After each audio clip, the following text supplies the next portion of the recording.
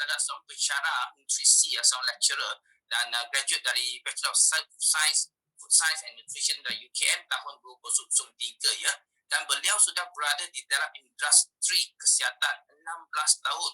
Okey, dan kurang 7 tahun dalam bidang pendidikan. Jadi beliau bukan hanya mempraktiskan ilmu mengenai nutrisi, beliau juga mengajar. Okey, sebab itu malam ini kita jemput Steve Chow untuk ajar kita mengenai perut buncit dan juga nutrisi. Betul tak? Beliau juga seorang HRDF Certified Trainer di mana beliau boleh beri taklimat, beri penceramah, boleh khusus kepada syarikat-syarikat antarabangsa dan juga di tempatan, dan seorang penceramah nutrisi antarabangsa. Beliau adalah salah satu popular nutrisi yang selalu dijemput untuk berceramah di sesi online, terutama online di Singapura dan negara-negara lain, dan juga beliau memberikan konsultan pemakanan kepada sesiapa yang perlukan servis macam ni lah. Okey, so beliau pernah muncul di TV ya, berkongsi mengenai nutrisi. Jadi Steve Chow ni bukan kita kata fresh grad baru keluar dari di college dan sekarang nak bagi sharing, bukan ya. Beliau memang seorang pengalaman dan juga ada status, pernah dijemput di ATV dan juga berdiri bersama forum kesihatan bersama pakar dari IJN Dr. Suhailan mengenai kolesterol. Jadi Steve Charles juga seorang pakar dalam topik kolesterol, di mana kita ada pernah ikut kelas online Steve Charles mengenai kolesterol baik buruk, apakah bezanya semua, dan beliau dapat berkongsi bersama Dr. Suhailan dari AJN ya di satu forum. Dan beliau juga selalu memberi ceramah atau training di syarikat-syarikat besar termasuk St. Regis, di mana topik dia nutrition, you are what you eat. Anda adalah apa yang anda makan ya. So ini rasa mungkin anda pernah dengar, kita adalah apa yang kita makan, betul tak? Okey. Selain itu beliau juga memberi ceramah di Chorus Hotel mengenai pemakanan seimbang untuk optimum vitality. Kalau ada peluang, rasa kalau lelaki ramai mungkin ada minat lah. Nanti ada peluang kita aturkan. Okey. Dan satu genting, okey. So genting sekarang pun popular kan, buka tutup. Dan beliau pernah di genting pernah buat satu ceramah detoksifikasi mula dari hati. So ramai orang mungkin ingat detoksifikasi maksud ada buang air besar. Betul tak? Sebenarnya kita perlu mula daripada hati ya. Okey.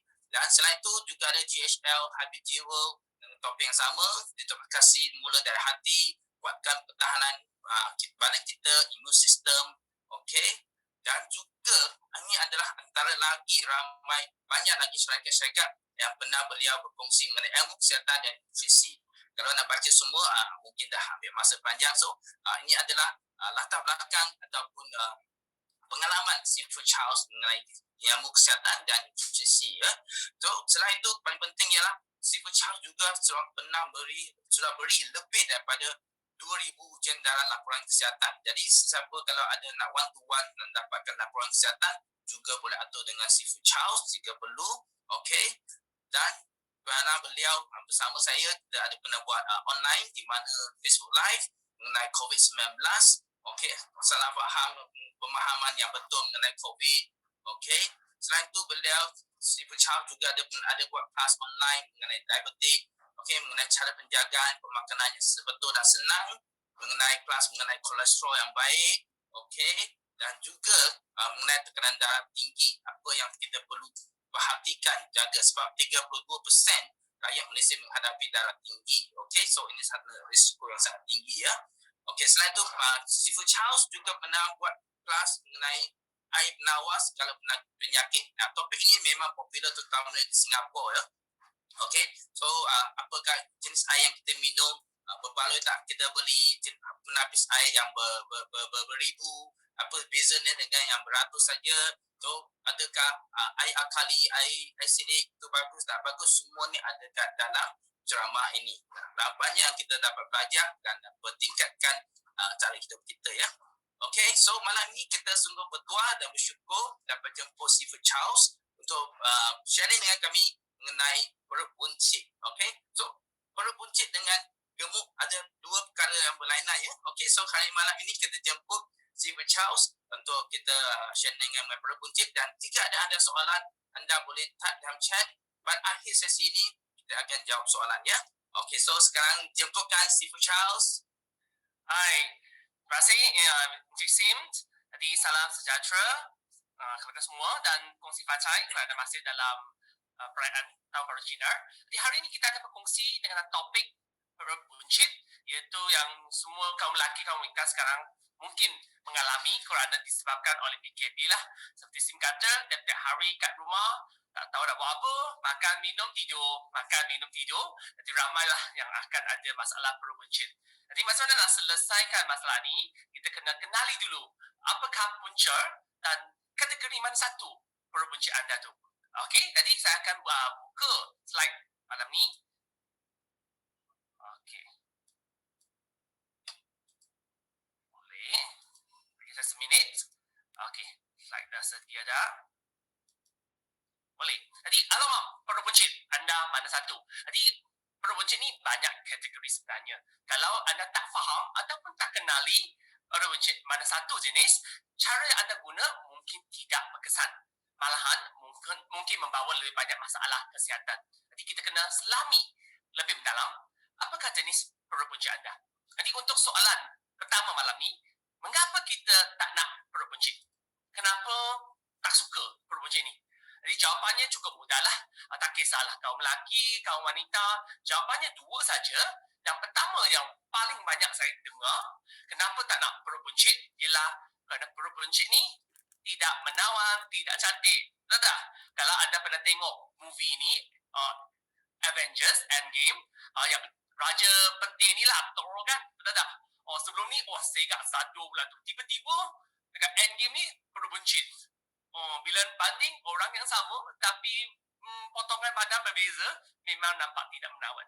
Tapi ramai kaum lelaki mungkin rasa tak penting. Cikgu Charles, Ibu Charles, tak penting dah. Saya sudah kahwin dah, beranak dah. Tak payahlah badan segap-segap, satu-satu. Tak apa. Depan kawan-kawan lelaki kan, kadang-kadang tak pakai baju pun buncit pun rasa tak rasa malu langsung.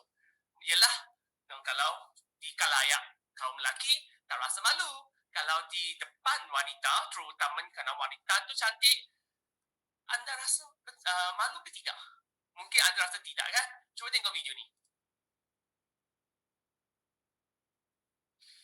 Sebenarnya sama. Semua lelaki pun sama. Maksudnya di depan kaum lelaki tak kisahlah macam mana. Tapi depan wanita memang berbeza. Kalau perut buncit anda tu memang nampak tidak cantik, tidak menawan. Yang tu adalah satu kepastian. Kaum wanita tetap samalah. Kalau kita tengok, contohnya Mariah Carey tahun 2010 agak gempal sikit lah. Tahun 2018 nampak tak? Wah, potongan badan sudah lebih cantik dah. Perut buncit tu dah hilang dah. Jadi nampak lebih menawan. Kaum wanita ni lagi penting. Kerana wanita pentingkan image. Kalau perut buncit tu ada, sememangnya berbeza kesan. Mungkin kamu kata Mariah Carey ni pandai menyanyi, dengar lagu cukup dah lah. Cantik tak cantik tak penting. Ya ke? Bagi saya, kalau cantik tu lebih baiklah. Kalau tak ada perut buncit tu, paling baik. Ya ke tidak? Kalau tak percaya, kita tengok video ni.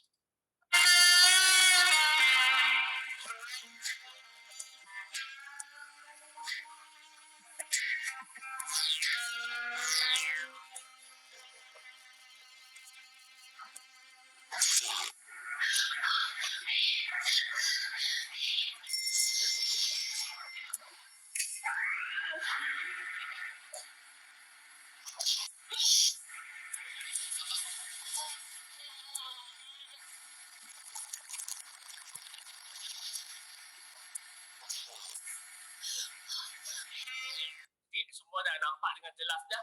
Kenapa susah payah sangat nak sedut nafas, nak tahan nafas? Kerana tak nak nampak perut buncit tu. Jadi seluruh badan langsing, asalkan perut buncit, imej anda akan terjejas. Jadi faktor utama ataupun alasan utama orang tak nak perut buncit ialah tak cantik. Tapi selain daripada alasan ini, alasan kedua mengapa tak nak perut buncit adalah disebabkan kesihatan. Kita tahu perut buncit ni menunjukkan kita ni kurang sihat lah. Tapi untuk pengetahuan anda, saya nak tanya, tengok pendapat para hadirin sekalian. Rasa-rasanya antara gemuk yang kita kenal dengan obesiti dengan perut buncit, antara mana satu lebih bahaya? Okey, kalau anda rasa obesiti, gemuk, nombor satu, kamu tekan dekat chat room. Kalau anda rasa lebih bahaya ialah perut buncit, anda tekan 2 dalam chat room. Saya nak tengok pendapat anda masing-masing. Siapa rasa 1 iaitu obesity lebih bahaya ataupun 2 rasa perut buncit lebih bahaya? 1 ke 2? Ada yang, wow, ramai yang 2. Semalam datang kelas ke? Ramai yang jawab 2. Oh, yelah. Kalau 1 tak best lah. Semua dah tahu jawapan. Okey. Ya, jawapannya memang nombor 2 lebih bahaya, perut buncit. Ya, betul. Kalau topik hari ni perut buncit kan. Jadi, gemuk ni tak bahaya ke? Bahaya. Obesity ni sudah dikategorikan sebagai satu penyakit. Maksudnya kalau anda obes, maksudnya anda sakit. Jadi macam mana kita tahu anda ni obes ke tidak? Okey, terima kasih atas jawapan anda semua. Memang nombor 2 tu lebih bahaya lah, perut buncit. Jadi macam mana kita tahu kita ni obes? Maksudnya sangat gemuk. Jadi kita guna satu piawan asas yang digunakan oleh Pertubuhan Kesihatan Sedunia. Maksudnya seluruh dunia menggunakan piawan yang sama yang kita namakan BMI. BMI ni adalah Body Mass Index. Okey, BMI. Macam mana nak kira BMI ni? Cukup mudah. Anda guna berat anda dalam kg bahagi dengan ketinggian anda dalam meter kuasa 2. Okey? Bila anda bahagi berat dengan ketinggian kuasa 2, anda akan dapat satu nombor. Nombor tu kalau anda tengok, kalau bacaan tu kurang daripada 18.5, anda dikategorikan kurus. Kalau 18.5 sampai 24.9, anda dikira normal. Lepas tu kalau 25 sampai 29.9, anda dikira lebih berat badan, iaitu overweight. Dan kalau lebih 30, anda dikategorikan obesity. Jadi, anda ada masalah penyakit obesity tak? Kegemukan tak? Kalau bacaan BMI lebih 30, anda dikategorikan dalam obesity dan gemuklah. Jadi, bahaya tak gemuk ni? Memang bahaya. Kalau tak bahaya, taklah dikatakan sebagai penyakit. Tetapi kalau dibandingkan dengan perut buncit, perut buncit lebih bahaya. Kenapa? Berdasarkan Kementerian Kesihatan Malaysia, ini satu table, maksudnya satu jadual. Paling penting nak tunjuk ke sini. BMI. Kan tadi baru kita belajar BMI kan? BMI ni adalah underweight, normal range. Tadi tu lah semua bacaan sudah ada dah. Jadi kalau lebih 30, dah kira lah obese dah. Dan obese pun ada 3 kategori. Yang ni tak kira serius sangat. Kenapa? Kerana ada lagi satu bacaan kat sini, iaitu waist circumference, lilitan pinggang. Kalau lilitan pinggang anda, kalau kaum lelaki lebih 90 cm, untuk wanita lebih 80 cm, anda dikategorikan kategori tinggi, mendapat penyakit comorbidities, iaitu kencing manis, tekanan darah tinggi dengan sakit jantung. Dan kamu nampak, tak kisahlah kalau asalkan anda lelaki lebih 90 cm, wanita lebih 80 cm, semua kategori BMI akan meningkat risiko. Walaupun anda di bawah kategori underweight, maksudnya kurus, tapi kamu masih buncit, lilitan pinggang besar, lebih 90 cm untuk lelaki, lebih 80 cm untuk wanita, anda juga meningkat risiko kena kencing manis, tekanan darah tinggi dengan penyakit jantung. Nampak tak ke sini? Jadi, untuk lilitan pinggang yang perut buncit ni kan, tak kisah bentuk badan anda. Kurus ke, gemuk ke, asalkan perut buncit, dikira risiko tinggi. Jadi, mana satu lebih bahaya? Sudah terbuktilah kalau perut buncit ni lebih bahaya, lebih mudah kena penyakit kencing manis, tekanan darah tinggi dengan penyakit sakit jantung. Jadi, macam mana kita tahu kita ni buncit? Kalau dah buncit sampai bila pandang ke bawah tak nampak kaki dah, jari pun tak nampak dah, yang tu memang buncit besar lah. Tapi kalau buncit tak besar sangat, macam mana kita tahu kita ni buncit? Sebenarnya, cara paling mudah yang kita gunakan adalah WHR, waist hip ratio. WHR ni maksud apa? Kita guna W adalah ukuran lilitan pinggang. Okey? W waist ni ialah pinggang lah. Pinggang tu ikut mana? Ikut tali pusat kita. Okey, tempat ni. Bukan di bawah. Kalau kita dah buncit kan, kita ikut yang bawah. Tidak, kita ikut yang ni. Jadi, inilah lilitan pinggang. Okey, lepas tu, R tu adalah apa? Waist, hip. H tu adalah hip, iaitu bahagian peha. Okey, jadi peha ni bahagian punggung lah. Jadi, kalau anda ada bacaan lilitan pinggang, bahagi dengan bacaan peha, bacaan tu melebihi 1. Contohnya lah, saya bagi satu contoh. kalaulah perut buncit anda ni dah 80 cm, lepas tu kita punya orang kata peha ni hanya 79 cm. Jadi 80 bahagi 79 jawapannya lebih dari 1, maksudnya ada buncit lah. Tapi kalau pinggang anda 80, kamu punya bahagian peha adalah 100 cm, rasa keluar 0.8, jadi ada tak ada lah. Mudah kan? Jadi macam mana kita tahu kita perut buncit? Kalau lilitan pinggang lebih daripada lilitan peha, maka anda buncit. Dan berdasarkan Pertubuhan Kesihatan Sedunia WHO sama juga. Kalau kamu buncit saja, penyakit kardiovaskular iaitu sakit jantung, stroke, tekanan darah tinggi dan penyakit kencing manis akan berisiko tinggi. Jadi kamu nampak ke sini, memang obesiti tu memang kita tak nak kena juga, tapi antara obesiti dengan perut buncit ni lah lebih bahaya. Okey, jadi kita kena tahu macam mana kita nak selesaikan masalah perut buncit ni. Kalau tidak, banyak penyakit akan ikut badan kita. Dan ramai juga kata, kenapa Charles tadi tu BMI tu kan tak boleh guna sebagai satu petanda ataupun rujukan yang sangat baik. Kerana BMI ni hanya guna ketinggian dan berat badan saja. Jadi, apa yang kita nampak mungkin tidak menyeluruh. Contohnya, dalam gambar raja ni kamu nampak, dua lelaki ni ketinggian sama, berat pun sama. Jadi, BMI tetap samalah. Tetapi kamu tengok bentuk badan mereka adalah sangat berbeza. Satu banyak otot, satu banyak lemak. Kerana lemak dan otot kedua-duanya ada berat. Jadi berat dia samalah kalau dalam contoh ni. Tetapi bentuk badan kamu nampak, satu tak ada perut buncit, satu sangat-sangat teruk perut buncit. Jadi tak bolehlah kita guna BMI semata sahaja. Okey? Jadi antara BMI saya lebih rela anda guna lilitan pinggang sebagai satu piawaian yang lebih baik. Untuk kaum lelaki, okey, kaum wanita, ingat lelaki tak boleh lebih 90 cm, kaum wanita tak boleh lebih 80 cm. Anda buncit ke tidak, guna lilitan pinggang bahagi dengan lilitan peha. Kalau lebih 1, anda buncit.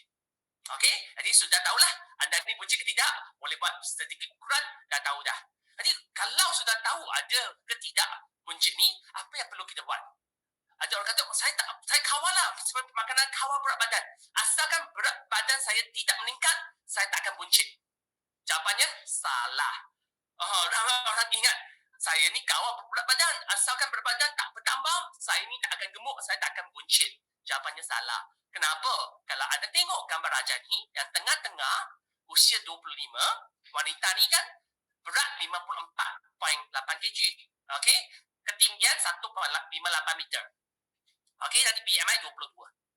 Jadi usia 25, ketinggian ni, berat ni, BMI ini. Bila usia 30, dekat kiri sini, usia 30, berat tetap sama, 54.8. Okey, ketinggian pun sama dan BMI tetap sama, tapi sudah nampak empau sikit dah. Dekat bahagian kanan pula, bila usia 35, berat tetap sama, 54.8. Ketinggian pun tak ubah, tapi badan sudah empau dah.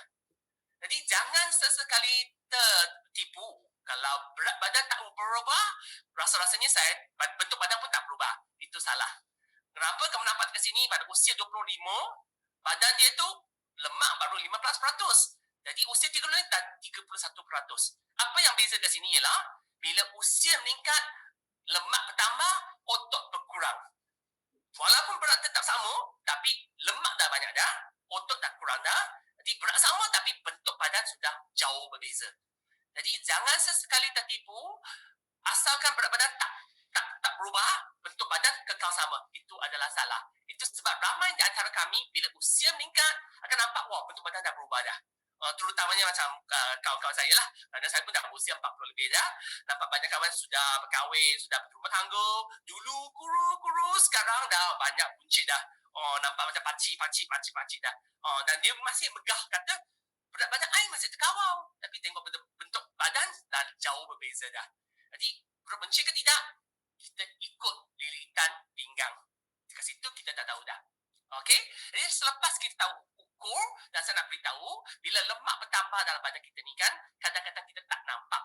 Kerana pengagihan lemak dalam badan ni, dia ada dua kategori. Yang pertama ialah lemak bawah kulit yang kita namakan subcutaneous bahasa English, bahasa Melayu kita namakan epidermis. Lemak bawah kulit.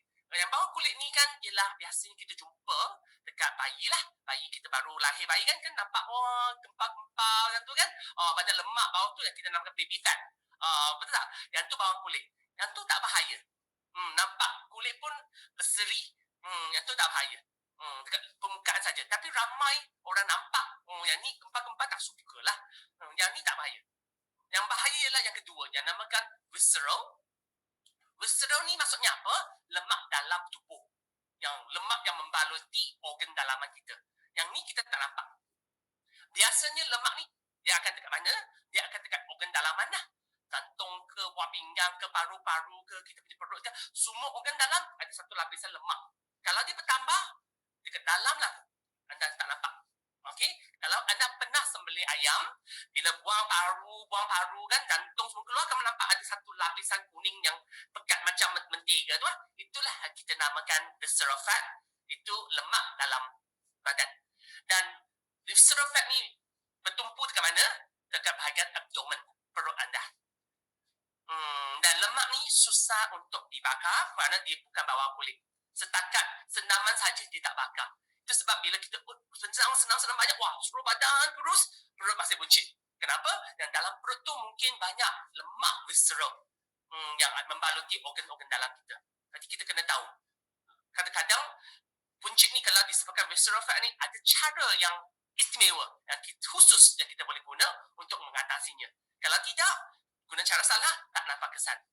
Okey, dan kadang-kadang kita juga dengar bila buncit ni kan ada bentuk berbeza. Ada yang bentuk pear, ada bentuk apple semua ni kan. Banyak buah-buahan dekat sini.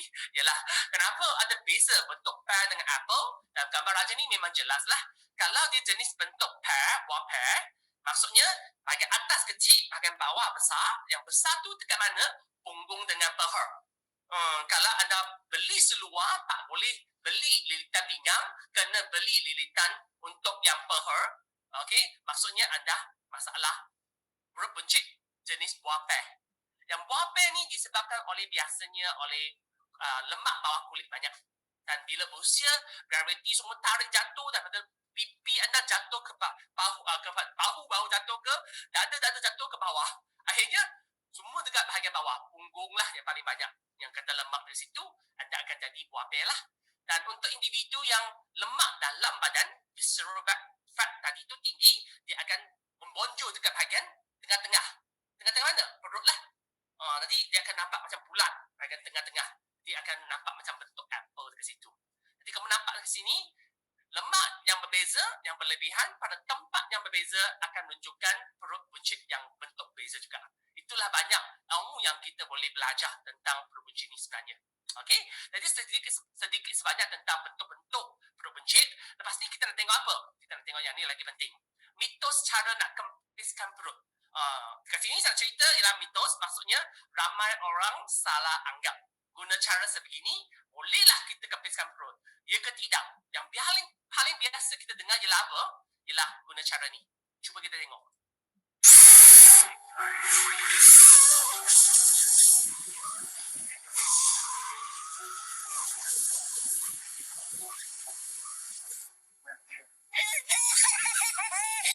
Jadi yang paling biasa yang kita tahu ialah apa?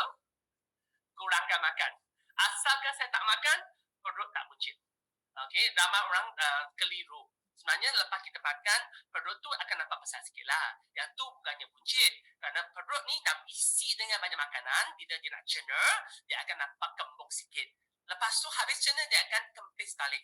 Tadi kamu nak tahu ke tidak perut anda ni kembung besar ke tidak? Senang. Kalau waktu pagi, bila bangun tidur, masih buncit, itu ada masalah lah. Kerana sistem penghadaman kita waktu pagi dah lancar dah. Semua waktu malam dah bersih. Jadi perut kempis waktu pagi. Jadi jangan sesekali kata kurangkan makan, perut akan kempis. Itu tak wujud. Itu hanyalah mitos. Mungkin anda sehari tak makan boleh. 2 hari tak makan boleh. Boleh tak seminggu tak makan? Sebulan tak makan? Dan ramai orang kata, kalau saya tak makan, saya tak akan gemuk. Saya akan kurus. Ya ke? Mungkin anda akan kurus, masa yang sama anda akan ada masalah kurang zat, kurang khasiat yang kita namakan malnourished. Seperti orang Afrika, tak makan, tak jumpa zat, kurus tak? Kurus. Tetapi perut buncit ke tidak? Buncit juga. Mungkin dalam tu banyak angin, ada cacing dalam tu tadi. Tak makan tu tak pasti perut anda akan kempis. Jadi ada segelintir juga kata memang saya tak boleh tak makan seminggu lah. Tapi dengar khabar kalau intermittent fasting, puasa berkala ni nampak kesan. Maksudnya apa? Ada puasa yang 16 jam tak makan, makan 8 jam. Ada yang selang hari tak makan. Puasa ni boleh kempiskan perut. Yang ni juga mitos. Pernah satu kali lah, banyak kali jugalah. Ketika saya belajar dekat UKM, kan bulan Ramadan ni kan ada pasar Ramadan. Jadi setiap kali pasar Ramadan saya pergilah beli makanan malam. Jadi saya jumpa cosmate saya di wanita lah, Islam, Melayu. Jadi apa yang saya dapat ialah bila saya beli satu paket kuih tiaw goreng dengan satu bungkus soya sajalah, soya. Lepas tu saya dapat dia 2 tangan penuh dengan makanan. Satu beg penuh dengan makanan. Saya terkejut kerana dia perempuan. Lepas tu bukannya tinggi besar sangat saya badan, biasa saja. Beli banyak. Jadi saya rasa hairan sangat. Saya bertanyalah, boleh habis ke makanan tu?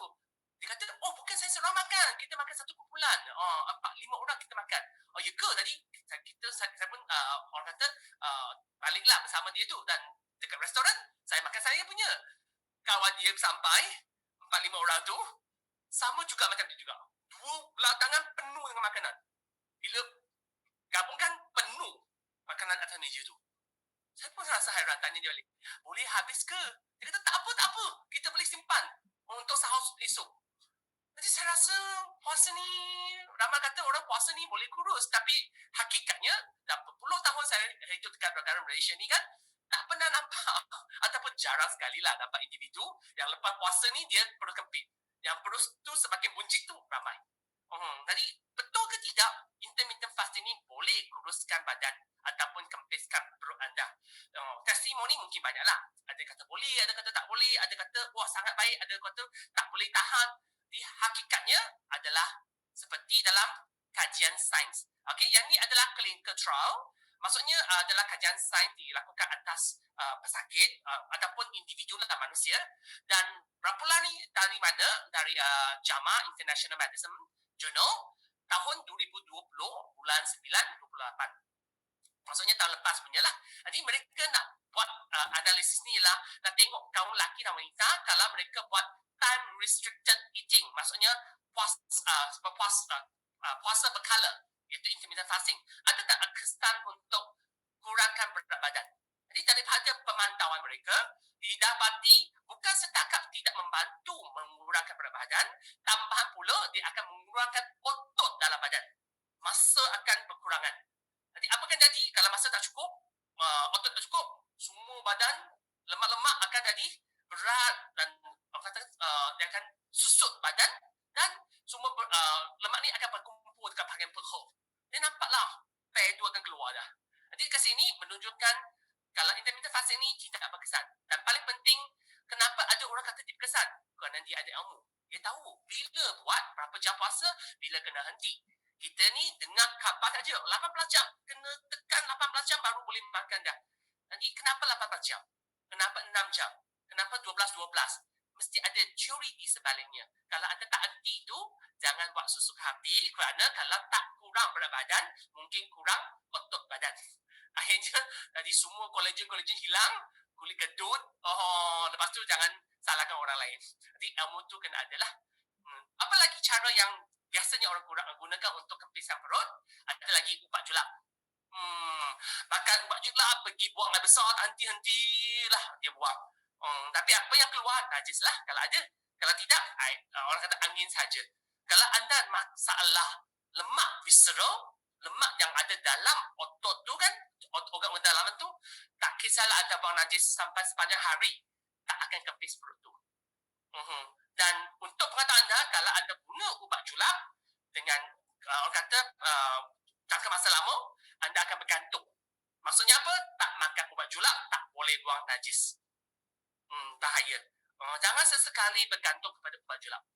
Ada juga yang guna minuman serat, fiber. Kerana ubat julap ni memang bahayalah kalau berlebihan. Jadi ada orang ambil fiber. serat ni. Minum serat banyak-banyak. Lepas tu, minum, buang air besar. Keluarlah banyak serat dari situ. Okey, serat ni adalah zat nutrien juga. Memang baik untuk kesihatan. Tetapi, yang kita sarankan serat ni ialah makan buah-buahan dan sayur-sayuran. Bukan bancuh serat macam tu. Okey, sekarang serat dalam badan kita tak serap. Makan serat, keluar serat. Tak serap. Okey? Dan bila dia keluar, dia akan bawa banyak air bersama dia keluar. Itu sebab dia akan jadi jelly bila anda bancuh dengan air. Jadi bila air semua keluar, semua nutrien larut air akan bersama keluar juga.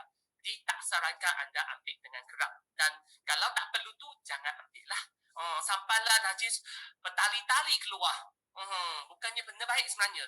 Okey? Adalah serat dengan air saja yang keluar. Bukannya lemak. Jangan tertipu. Dan akhir sekali ada juga yang sampai buat enema. Maksudnya masuk air dekat tubuh untuk buang air besar. Ingatkan, asalkan saya buang najis, perut saya akan kempis. Tidak. Dan kalau anda guna cara sebegini, lebih memudaratkan. Ada juga yang guna kopi. Saya tanyalah kenapa guna kopi. Kopi ni boleh bantu kita buang toksik semua tu. Yang semua tu tidak benar. Kerana buang toksik tu bermula dekat hati kita, bukan dekat usus besar kita. Yang saya tahu bila buang keluar tu mungkin bau kopi sajalah. Dan boleh tak buat macam ni? Tak sarankan. Kenapa? Bahaya. Kenapa saya kata bahaya? Kalau anda cari dekat internet, sudah ada 2 kes kematian disebabkan guna coffee enema dah. Jadi kamu nampak ke sini, kalau masa perut cuncit anda tu, anda tak pasti yang mana satu, guna cara yang salah, mungkin membawa padah. Kena hati-hati ya. Lepas tu, ada juga yang gunakan alat ataupun mesin. Contohnya biasa saya jumpa ialah belilah orang kata slimming bulb. Yang boleh pakai dekat bahagian perut ni kan. Bolehlah rasa panas-panas, bakar-bakar lemak betul kan. Berkesan ke tidak? Sebenarnya tidak. Okey, lemak tak bakar macam ni. Bukan kamu bakar sampai berpeluh-peluh tu bakar lemak. Tidak, hanya keluar peluh sajalah.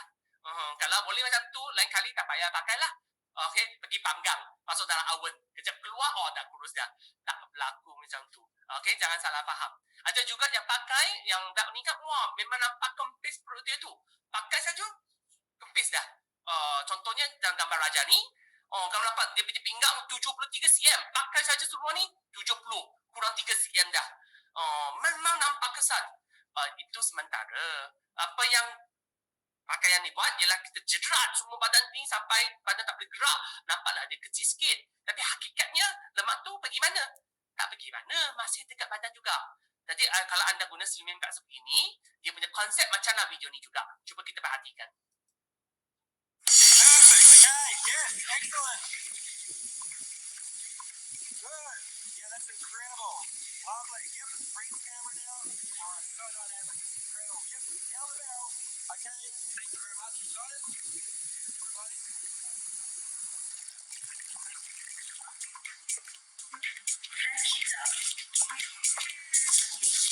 Mungkin iklan ni terlebih sedikit lah. Tapi yang saya nak beritahu dekat sini ialah konsep dia sama. Asalkan anda pakai, memang tak nampak lah. Bila buka, kembali baliklah perut buncit anda tu. Inilah biasanya cara-cara yang kita gunakan untuk kempikan perut yang saya memang tak sarankan. Ada yang tak bawa, tidak teruk sangat. Ada juga yang membawa padah. Jadi jangan guna cara yang sebegini. Okey, kita kena tahu kempiskan perut kita. Okey, dan kenapa saya kata macam tu? Kerana perut buncit ni ada banyak jenis. Kalau anda tengok iklan yang ataupun poster yang kami ada kembung, perut kembung, perut stras, perut ibu, perut tarat, perut wapai ni kan. Jadi apa beza dekat situ? Setiap satu berbeza dan cara kita nak selesaikan pun berbeza juga. Kenapa sangat penting kita tahu jenis-jenis perut buncit ni?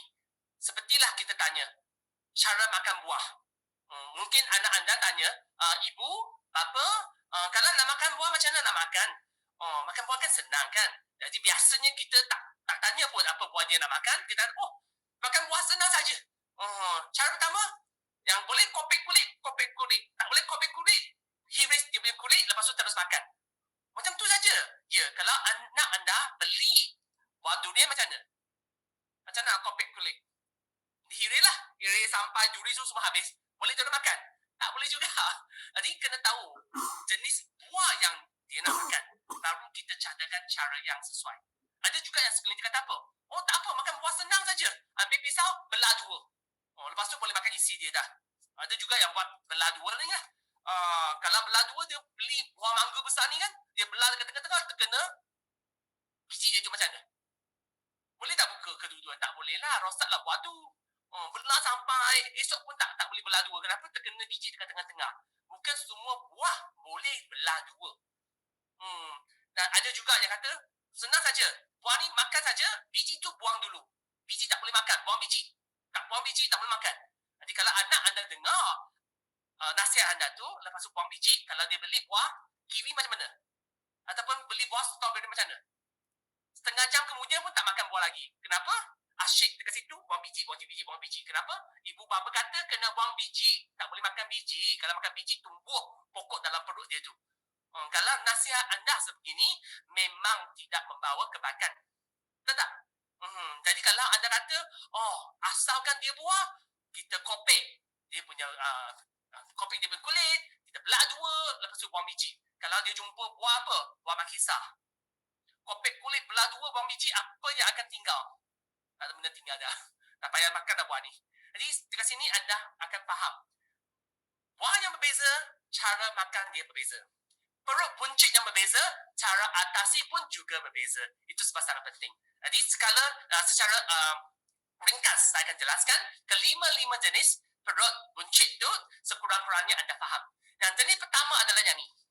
Yang kita namakan perut stres. Kita tengok dulu. Perut stres. Dan faktornya adalah stres lah. Contohnya dalam video ni kita tengok.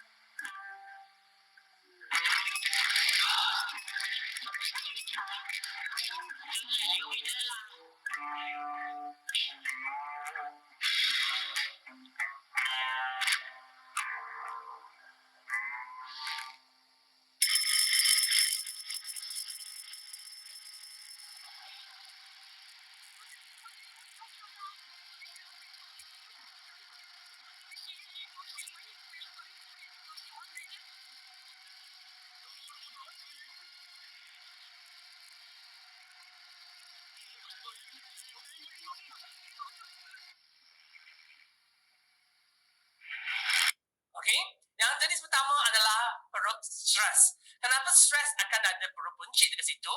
Kerana teori sebalik perut stres ni adalah kerana bila anda stres, hormon akan tidak seimbang. Yang paling penting berlaku dekat sini ialah hidup anda kucak-kacir.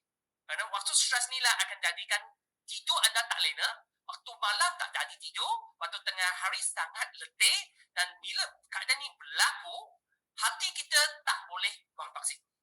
Lagi banyak stres dalam badan akan jadi lebih banyak toksik, hati tak boleh berfungsi dan kita akan rasa lemah. Perut tu akan jadi lebih besar lah, macam dalam video tadi tu.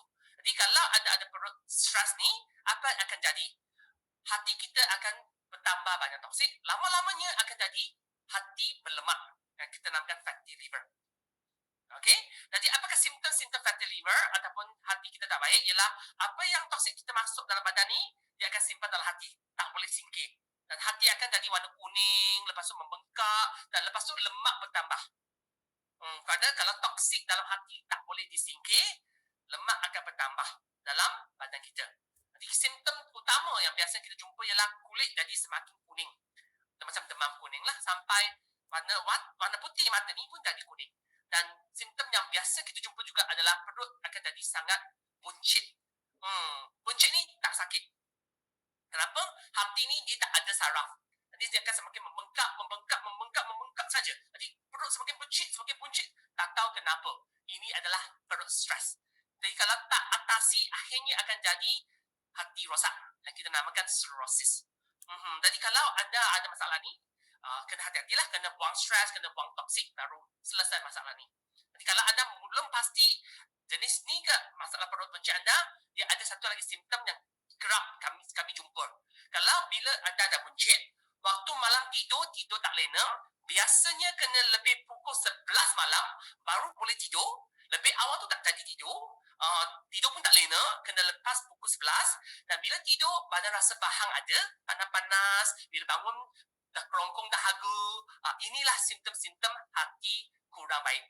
Okey, bukan hati buruk lah, hati tak kurang baik, kurang sihat dan biasanya akan keluar perut buncit ni. Yang kita namakan perut stres. Dan ini kategori yang pertama. Lepas tu kita tengok perut yang kedua iaitu perut kembung. Perut kembung ni biasanya disebabkan oleh sistem penghadaman yang tak baik. Apa yang maksudnya sistem penghadaman tak baik? Ialah kita makan terlalu banyak dan tak buang dengan sisa-sisa tu tak buang dengan kerap. Jadi evolusi manusia akan menampak kat sini dari dulu sampai sekarang semakin dah dibuncit dah. Kenapa? Makan terlalu banyak. Kenapa makan terlalu banyak? Kerana kita ada banyak restoran 24 jam. Tak henti-henti boleh makan. Sekarang PKP okey lagi lah. Ada tempat yang pukul 10, ada tempat yang sampai pukul 12. Kalau sebelum ni 24 jam boleh makan. Saya pernah jumpa kawan-kawan dekat mamak tengah-tengah malam. Tanyalah pukul 3 tengah malam ni kenapa makan nasi lemak lagi, nasi lemak lagi, mi goreng lagi. Kata, tak tahu nak buat apa, makanlah. Bukannya lapar. Tak tahu nak buat apa, makan. Jadi asyik makan tak henti-henti, tak bagi masa untuk sistem penghadaman kita hadam makanan tu, apa akan jadi? Bayangkan perut anda, bayangkan usus anda, makan tak henti-henti. Dia akan macam mana? Dia akan macam video klip ni lah. Bayangkan video klip ni, usus besar, perut anda sebagai kereta api.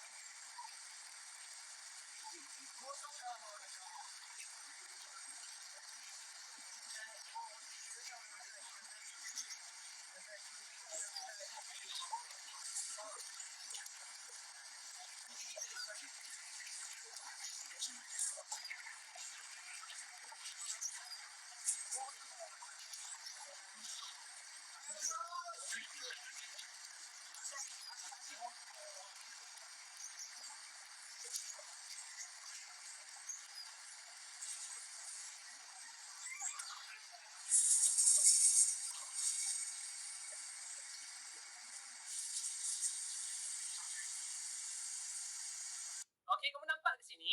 Bayangkan kereta api ini sebagai perut anda, sebagai usus besar anda. Asalkan anda masih kunyah, masih telan, perut boleh isi juga. Macam kereta api masih boleh jalan. Itu sebab ramai yang tak faham. Makan tak apa, tak ada rasa atau apa pun. Kenyang sajalah. Ya, tapi apa yang berlaku dalam perut tu ialah semua benda sudah sangat padat. Tak ada ruang untuk dia bergerak pun. Jadi apa yang akan jadi? Dia akan bertakung. Jadi bertakung, dia akan jadi semakin besar di situ. Makan bertakung, akhirnya perut menjadi sangat besar. Usut penuh dengan najis. Ini yang kita namakan perut jenis kembung. Dalam tu banyak apa? Angin dengan najis. Sistem penghadaman kita tak baik. Kerana sistem penghadaman kita, kalau kita tengok, masa yang diperlukan untuk sistem penghadaman ini selesai buat kerja, lebih kurang 16 sampai 20 jam. Lebih kurang macam tu. Kerana dalam mulut, kita makan lebih kurang seminit, telan 2-3 saat, perut 2-4 jam untuk hadam, usus kecil 4-6 jam untuk serap nutrien, usus besar lebih 10 jam baru boleh singkir najis. Kalau anda campur semua, lebih kurang 16 jam, 20 jam. Jadi kalau anda setiap hari makan tak henti-henti sampai kenyang, cukup tak masa untuk anda hadam, serap dan kumur. Buangkan najis tu. Kalau tak hadam, tak serap, tak kumur, semua makanan tu akan bertakung dalam perut anda dan dia akan fermentasi. Maksudnya apa? Akan jadi, orang kata, berebut dalam tu. Banyak angin akan keluar, mulut bau, buang najis bau, buang angin, kentut pun sangat berbau. Okey? Jadi kalau lama-lama, usus besar akan keluar banyak masalah lah. Sistem penghadaman mungkin ketumbuhan dan paling kerap yang saya jumpa kalau perut kembung ni adalah dia ada simptom ini. Simptom apa? Cuba kita tengok.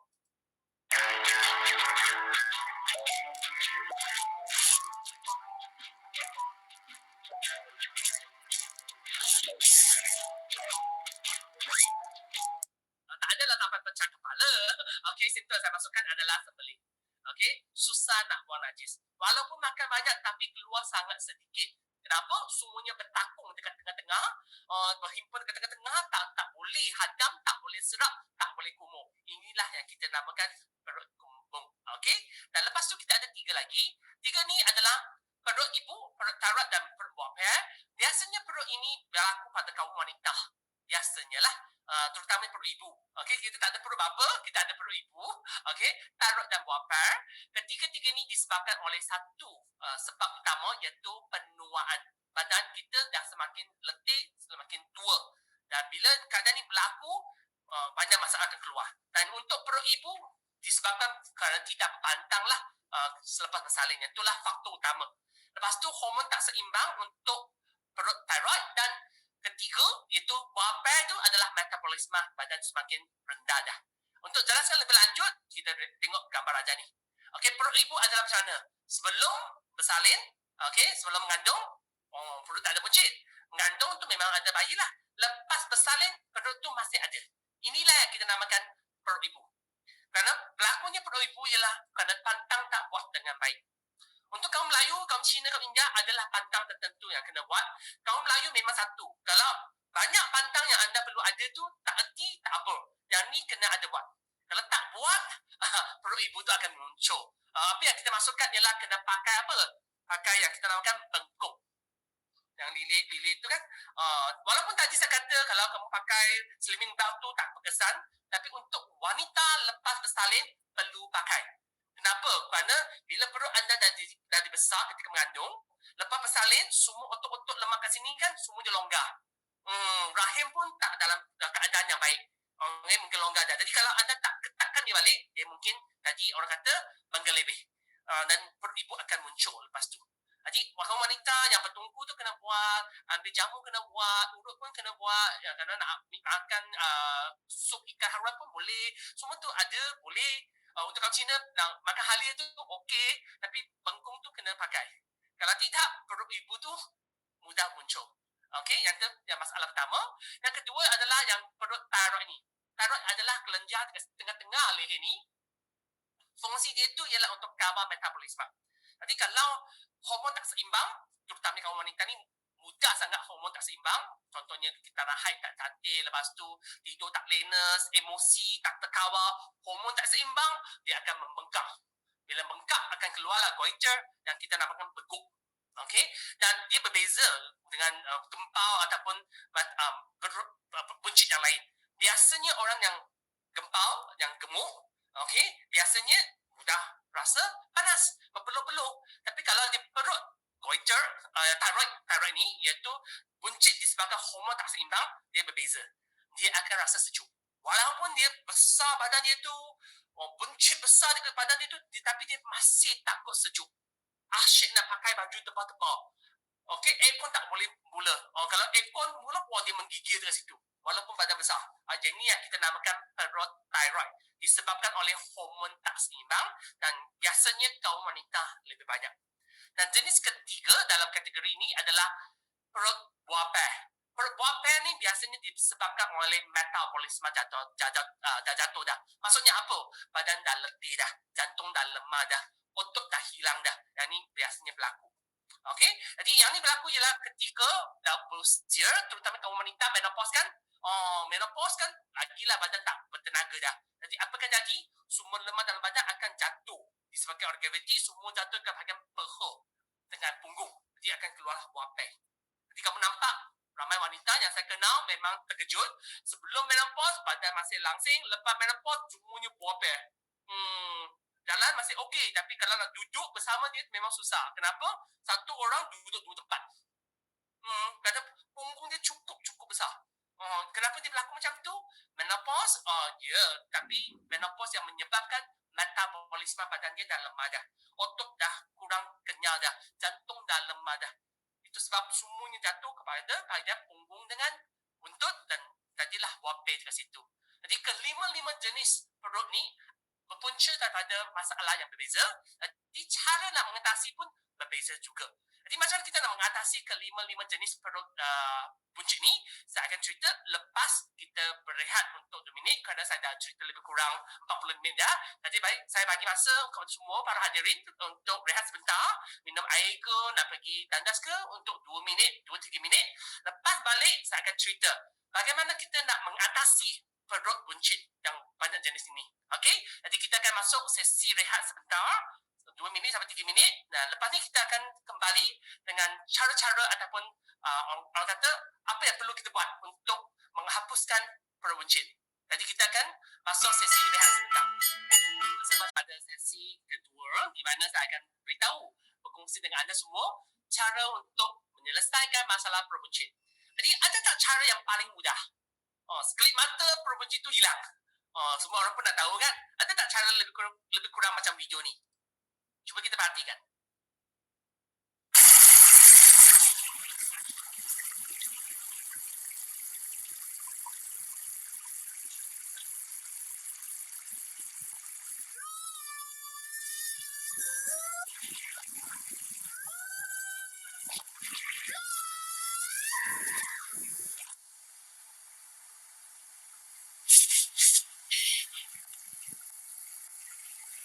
Okey, jadi jawapannya boleh tak? Ada tak cara macam tu? Maaf ya, dalam iklan tu ada, dalam dunia ni tak ada.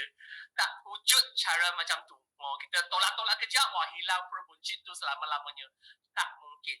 Okey, tak ada cara yang macam tu. Jadi tak payahlah anda bazir masa, cubu-cubu. Orang kata, yang ni sangat besar, ambil saja, hilang perut buncit tu. Tak jadi. Okey, tak jadi. Tak mungkin. Jadi, apakah cara yang lebih, orang kata, lebih praktikal yang kita boleh buat untuk hilangkan perut buncit? Ada tak jalan mudah?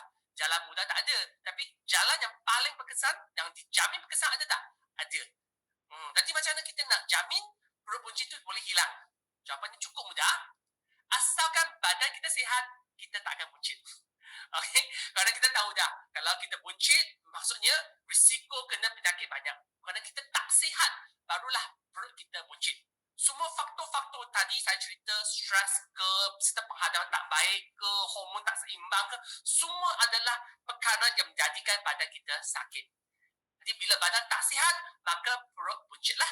Jadi kalau kita boleh kembalikan kesihatan kepada badan kita, maka perut buncit itu akan hilang dengan sendiri. Jadi kamu semua orang pun tahu, asalkan anda sihat, perut buncit itu tak ada. Jadi nak sihat ni susah tak? Tak susah, tapi tak senang juga. Jadi kalau nak badan kita kira sihat, kesemua sistem dalam badan kena sihat.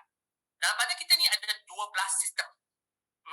Banyak sistem peredaran darah, sistem penghadaman, sistem hormon, semua ni banyak. Termasuklah sistem imun yang kita nak sekarang ni. Kita tahu COVID-19 ni memang banyak masalah kan, nak kuatkan sistem imun.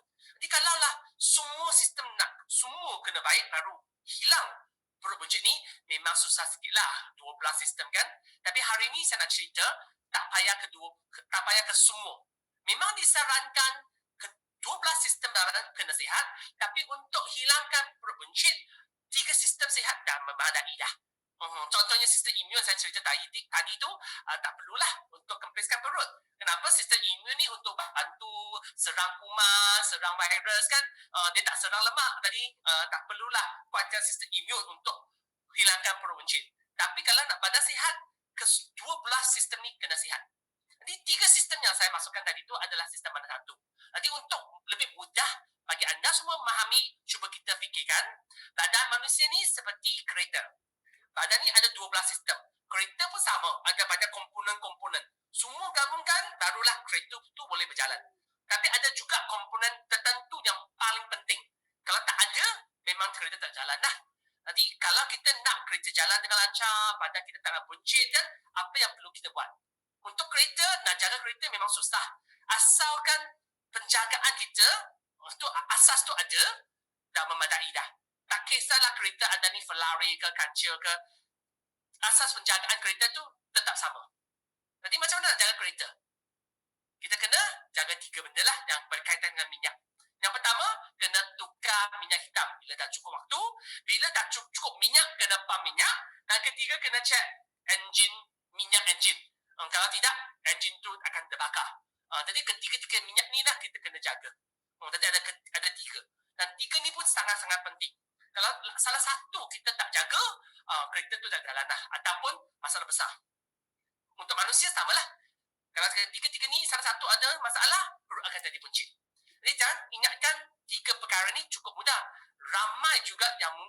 sampai hari ni tak erti macam mana nak jaga orang kata berbenci ataupun nak jaga kereta. Okey. Sekejap ya, saya patangkan dulu. Siap dah. Okey, lepas tu contohnya untuk yang kita namakan untuk engine ni kan. Sekejap ya. Ada saya kena erase dulu, ada kesan warna hijau ni. Padamkan dulu. Okey. Boleh dah. Okey, lepas tu saya nak cerita kat sini ialah ramai orang kata minyak-minyak ni mudah. Tukar minyak hitam orang erti, lepas tu pam minyak orang pun erti. Tapi tahu tak isi minyak enjin? Ramai orang mungkin tak pernah buat perkara macam ni kan.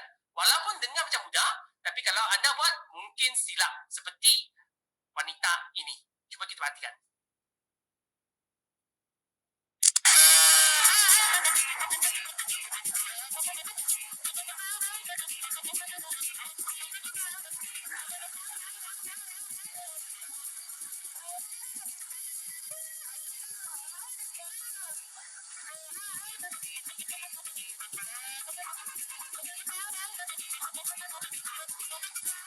Mungkin kamu kata ini iklan, Cikgu Charles, ini iklan saja. Tak adalah orang isi minyak enjin macam tu. Ya ke? Saya ada satu video yang memang kisah benar lah. Walaupun singkat video ni, tapi perkara yang sama juga. Cuba kita perhatikan.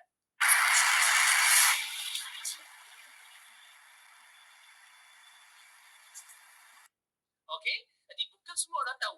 Walaupun 3 langkah untuk penjagaan kereta ni cukup ringkas, tapi bukan semua orang tahu. Sama juga macam perbenci juga. Kalau kita tahu 3 cara ni, kereta kita ni okey. Kalau badan kita tahu 3 cara untuk kekalkan badan kita sihat, kita tak akan buncit. Kenapa 3 perkara ni sangat penting? Okey, 3 perkara ni untuk kereta kita tahulah. Kalau salah satu tak buat, kereta tak jalan. Manusia pun sama. Tukar minyak hitam bagaikan bersihkan badan kita daripada toksik. Seperti saya kata tadi sebelum kita masuk sesi rehat, kalau stres banyak, tidur tak lena, apa yang bertambah dalam badan kita? Toksik bertambah. Benda-benda yang nak singkir, tak singkir, semua berhimpun dekat hati, lepas hati membengkak, ini semua adalah toksik. Okey, jadi macam mana kita nak tadikan hati kita sihat? Buang toksik lah, seperti tukar minyak hitam. Kereta kena tukar minyak hitam, badan kena singkir toksik. Barulah badan kita sihat, perut tak buncit. Kedua, kena pam minyak. Pam minyak ni pun penting juga. Apa yang anda pam dalam kereta tu sangat penting. Contohnya kalau kereta anda guna petrol, biasa petrol RON 95, 97, tiba-tiba anda pam diesel dalam tu. Apa yang jadi? Kereta pun rosak juga. Sama juga manusia ni. Sistem penghadaman kita, apa yang kita makan tu sangat penting. Boleh tak hadam, boleh tak serap, boleh tak kumuh. Sangat penting.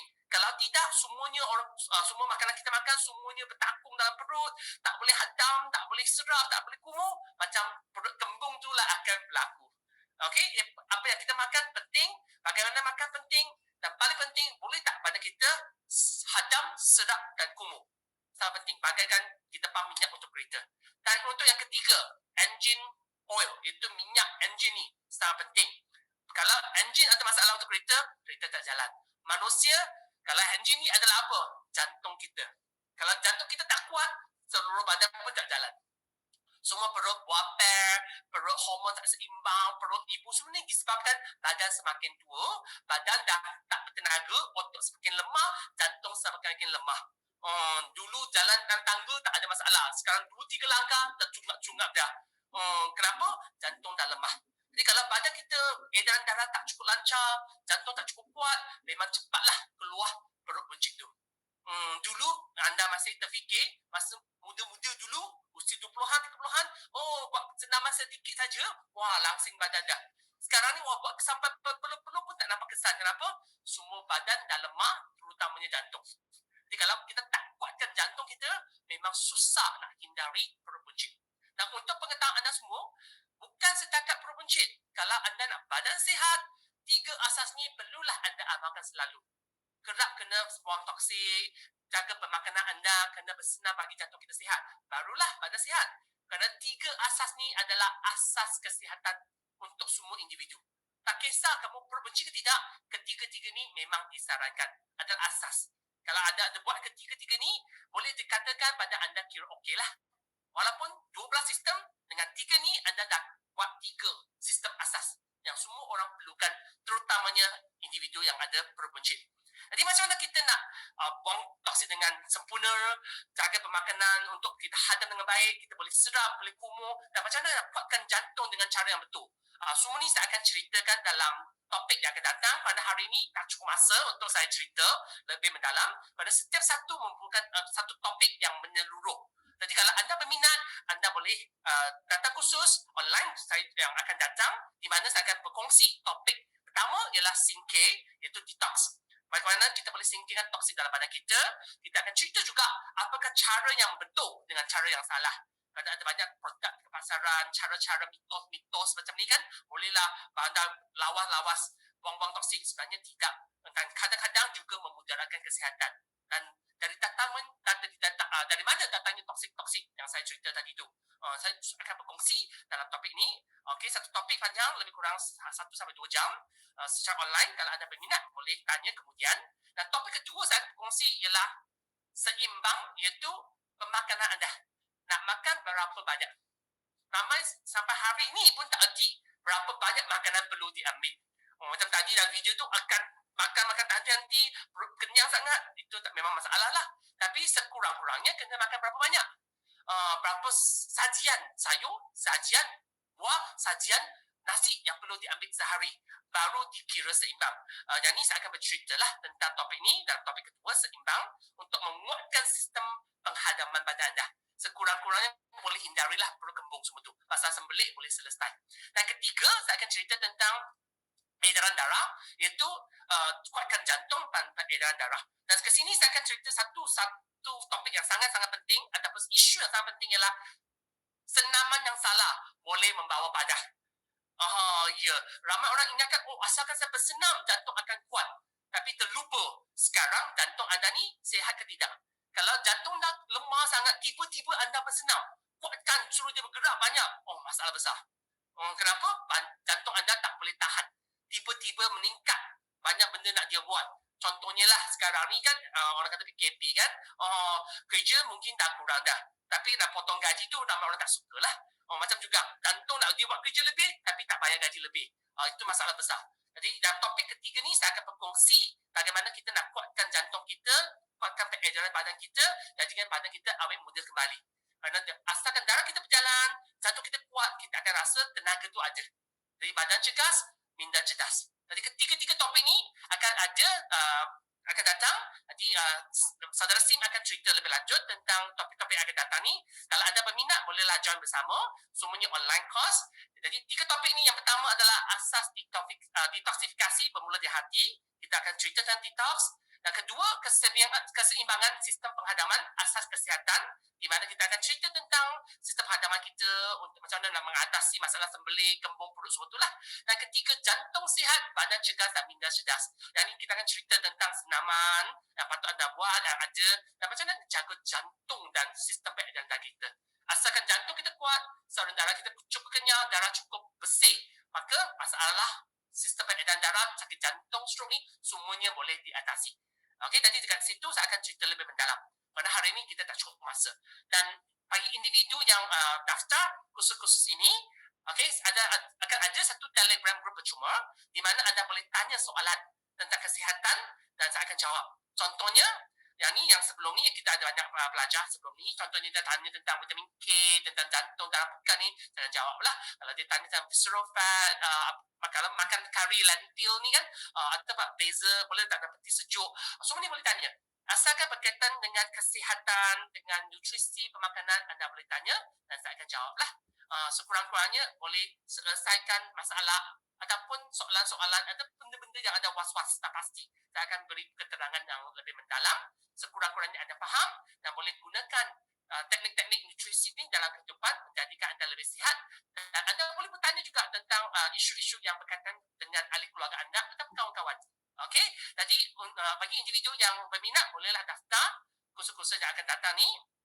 Ada 3 tajuk: detox, lepas tu seimbang dan akhirnya edaran peredaran darah.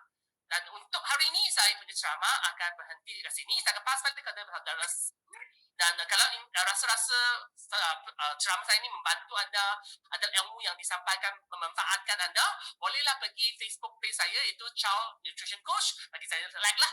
Okay, lepas tu YouTube pun ada, Charles Long. Saya akan buat video-video dalam 3 bahasa, kerana saya boleh buat tutor bahasa Melayu, bahasa Inggeris dan bahasa Cina juga. Jadi saya akan buat lebih banyak lah video-video ataupun kongsi lebih banyak maklumat tentang nutrisi dan kesihatan untuk anda semua. Jadi saya pas balik kepada saudara Sim kerana dia ada informasi nak berkongsi dengan anda semua. Jadi sekian, terima kasih. Balik kepada saudara Sim. Terima kasih. Terima kasih Sifu Ya. Charles. Thank you banyak yang kita dapat belajar hari ini. Okay, banyak video sangat kita entertaining and at the same time kita dapat belajar dengan cara mudah ya. So kalaulah selalu kata kalau dulu cikgu kat sekolah menengah, kat universiti, masa cikgu saya ajar cara macam Sifu Charles, confirm saya punya semua mata pelajaran sains confirm pass A. Okay, so bukan senang, okay? Bukan senang nak cari macam Sifu Charles yang dapat kita sharing cara kita dia. Okay, so sekarang kita masuk satu sesi soal jawab. So sini kita bagi peluang untuk tanya soalan. So kepada semua anda boleh mula type dalam chat room soalan-soalan anda, nanti saya akan pilih dan kita akan bacakan soalan. So sementara menunggu soalan-soalan supaya bagi masa untuk fikir sikit, saya bagi sedikit update tadi apa yang Sifu Charles tadi cerita. So terima kasih Sifu Charles dulu. So tadi Sifu Charles ada kata ada 3 kelas online yang akan kita akan mula. Salah satu topiknya pertama singkir toksin daripada. So cara yang betul, adakah buang air besar tu kira buang toksin? Tak semesti ya. So kalau nak tahu macam kenapa saya cakap itu, mesti masuk kelas inilah, mesti belajar dari Sifu Charles ni. Kedua ialah seimbang makanan khasiat untuk kesihatan. So ini sangat penting. So kita adakah makanan cara makan dan makanan kita seimbang. Dan ketiga, edaran darah ada mesti penting juga ya. So walaupun semua organ-organ kita semua sihat, tapi edaran darah tak jalan pun tak boleh ya. Okey, dan biasa dalam kelas dalam Sifu Charles ni dia sangat bagus sebab kelas online kadang-kadang masuk kelas kan internet tak bagus lah, line tak ada lah, kakak macam tu lah. So kalau terlepas tak perlu risau sebab you boleh tonton balik rakaman semula kelas dia selama sebulan. Jadi masa sebulan selepas anda daftar, selepas ambil kelas tu, you ada masa sebulan you ambil tonton balik. Okay, sekali, 2 kali, 10 kali, 100 kali pun boleh. Okay, so sangat berbaloi. Bayangkan kalau you tonton 10 kali masuk dah kelas macam 30 kelas, betul tak? So dengan harga yang sama saja. So ini salah satu sangat bagus sebab kita tahu di Malaysia kadang-kadang tempat dia internet dia tak cukup lancar. Okey, jadi ini boleh buat. Dan kedua yang paling best ialah anda semua yang dapat masuk kelas ni, anda ada satu sokongan Telegram.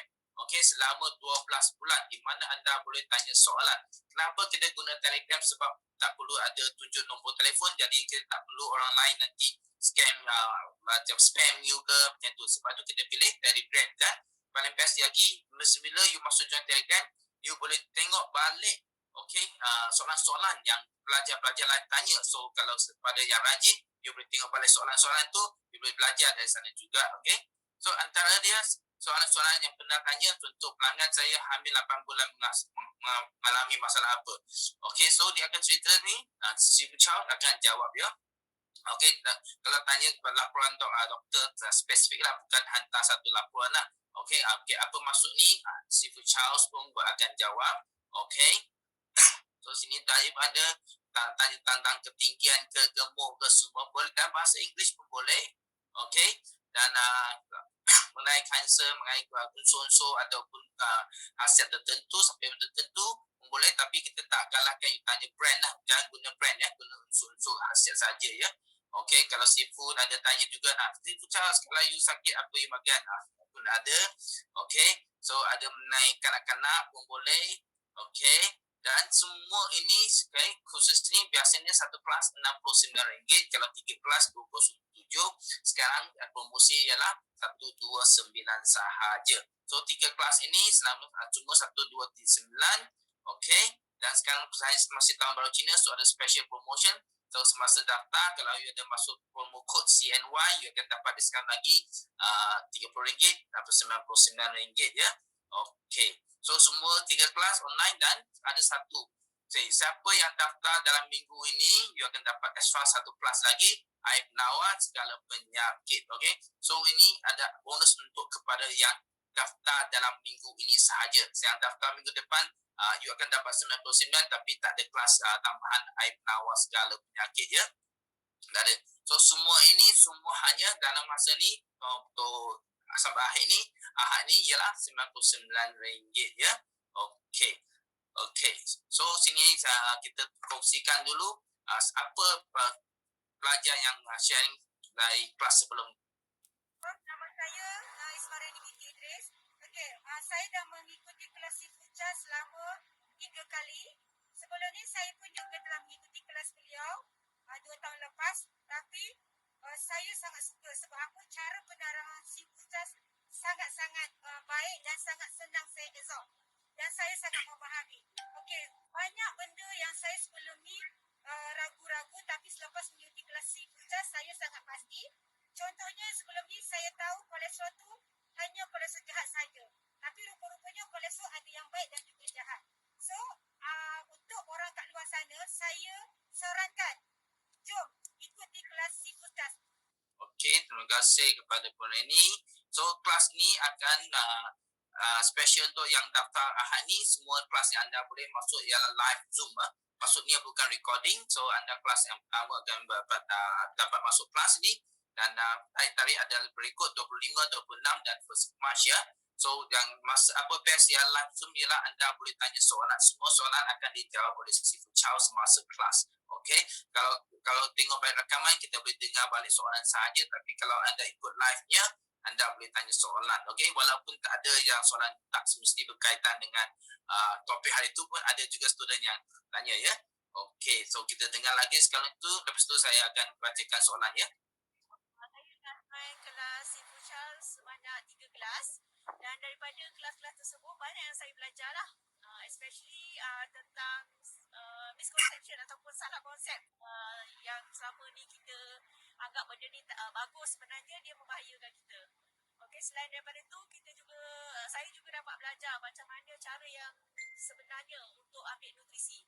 Okey, kita bukan simply boleh ambil produk sesuka hati kita, tapi kita kena tahu pula juga adakah ia sesuai dengan keperluan badan kita dan juga adakah ia selamat untuk dimakan lah. Sebab tak semua produk yang ada di market tu walaupun iklannya baik, iklannya kah, tapi tak semestinya ia bagus untuk kita. Sebab keperluan vitamin kita, keperluan badan kita berbeza mengikut individu. So saya suggestkan semua orang ikut kelas Sifucha ni kerana ia memang banyak membantu. Selain daripada untuk individu, kita boleh juga bantu keluarga kita dan juga orang di sekitar kita lah. Semoga kita semua lebih sihat. Okay, terima kasih. Okay, terima kasih. Okey, tak apa. Okey, so anda semua, sekarang saya akan bacakan soalan untuk Sifu Charles. Okey, soalan pertama ialah adakah jika seseorang itu mempunyai banyak toksin dalam badan boleh menyebabkan perut buncit juga? Ya, seperti saya cerita tadi, yang perut stres tadi tu memang berkaitan dengan toksik.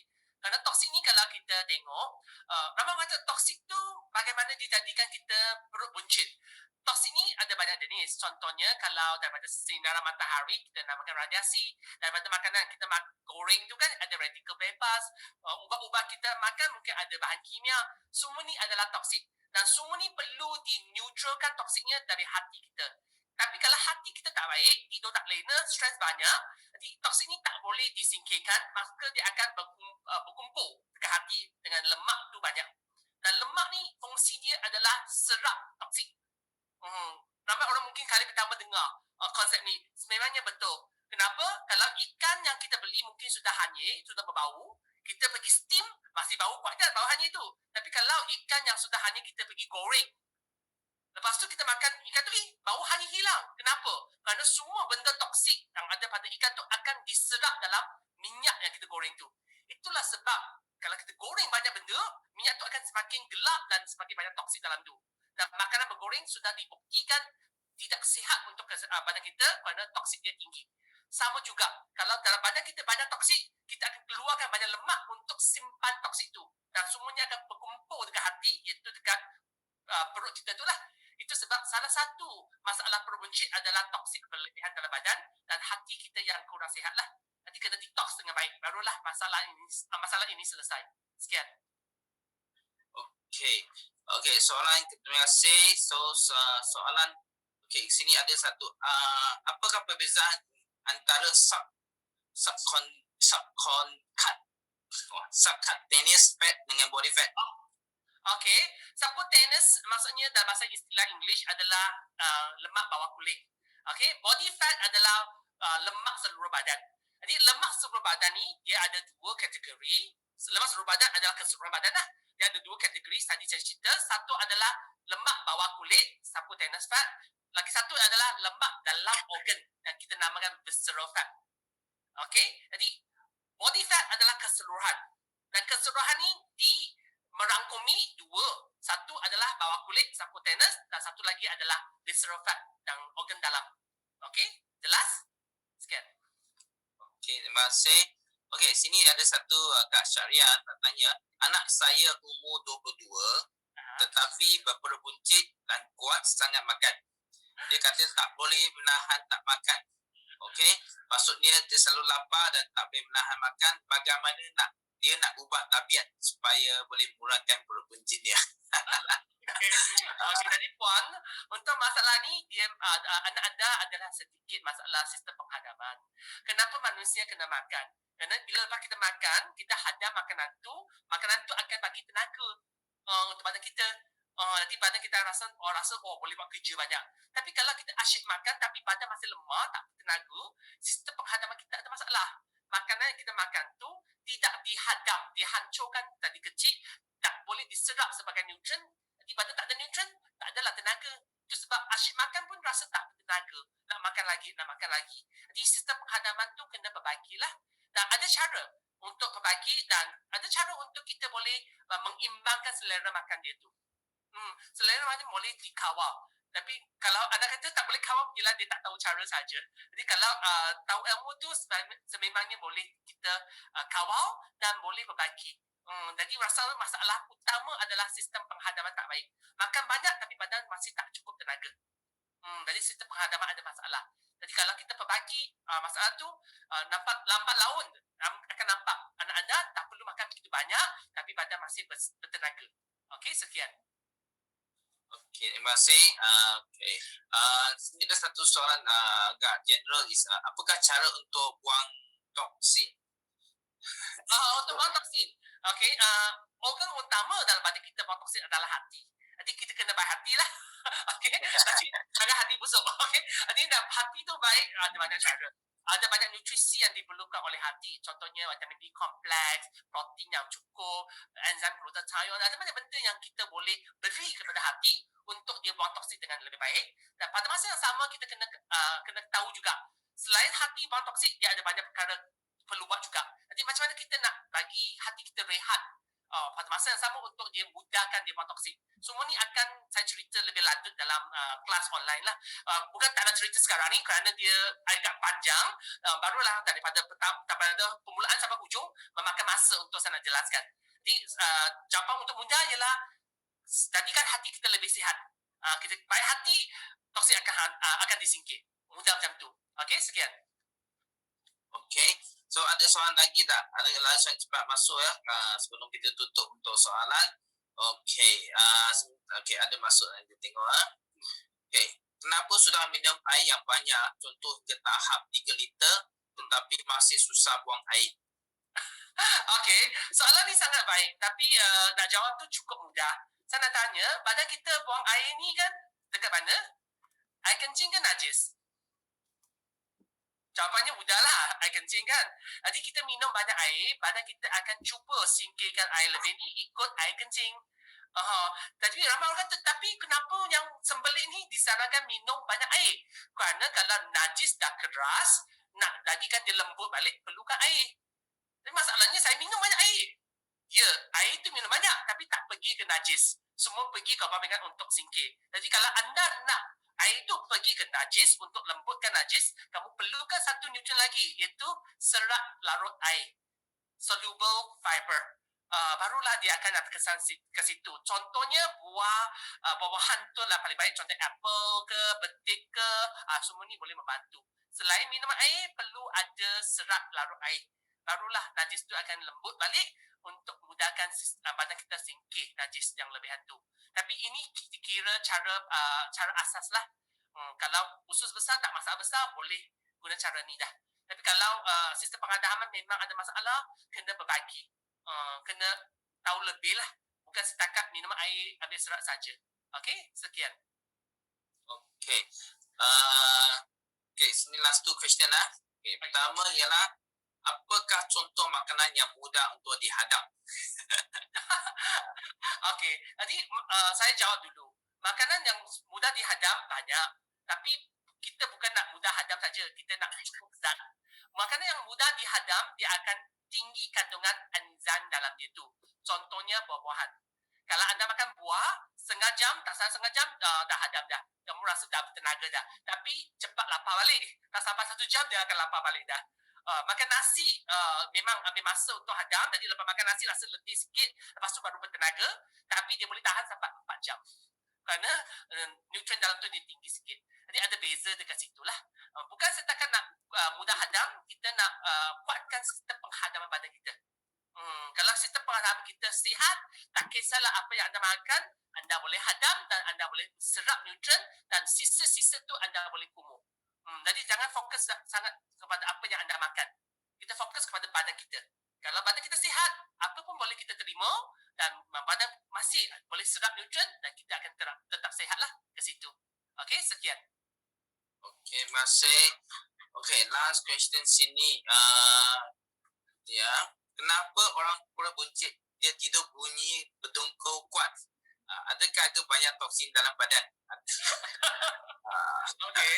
Jadi kalau perut buncit tu toksin tu tinggi memang ada kaitan lah. Tadi dah cerita dah. Salah satu perut stres tu memang disebabkan oleh toksin tinggi.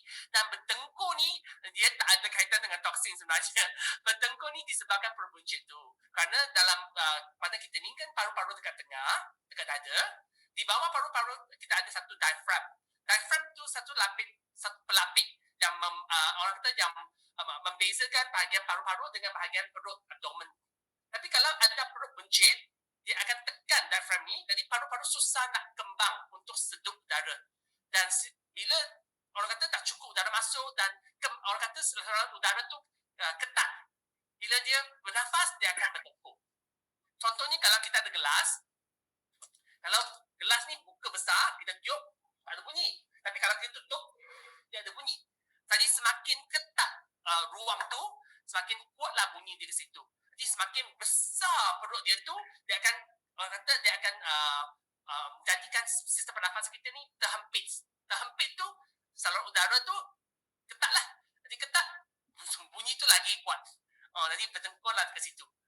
Okey, jadi biasanya individu yang perut buncit ni memang berdengkur lah. Kerana perut tu besar, dia akan menekan pada paru-paru. Bernafas pun susah. Waktu biasa bernafas pun susah.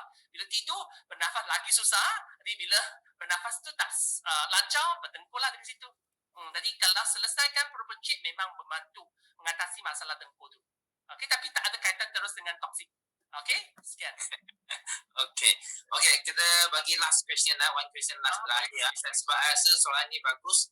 Sebab dulu ada orang tanya, ada orang makan-makan pun tak gemuk. Tapi ada juga satu jenis orang, dia makan sikit tapi masih perut buncit. Kenapa ya? Okey, kalau anda perhatikan ceramah hari ini, anda dah tahu dah perut buncit ni banyak punca sebenarnya. Okey, kalau anda jenis kategori yang ketiga, perut ibu, perut hormon, thyroid kan, perut yang menopause ni kan, yang kita namakan buah ni kan, yang ni tak makan pun macam tu juga. Kerana badan dah tak sihat dah. Banyak benda tak seimbang dah dan badan dah lemah dah. Jadi tak makan pun akan gemuk ataupun perut buncit. Sampaikan minum air pun boleh perut buncit. Itu sebab kita kena tahu punca perut buncit tu dekat mana. Bukan semuanya disebabkan makan. Bukan semua. Yang perut kembung tu memang disebabkan makan, stres tu disebabkan oleh toksik, dan yang tiga yang lain tu disebabkan oleh penuaan badan kita. Badan dah tua dah. Dan kita tak ada jaga.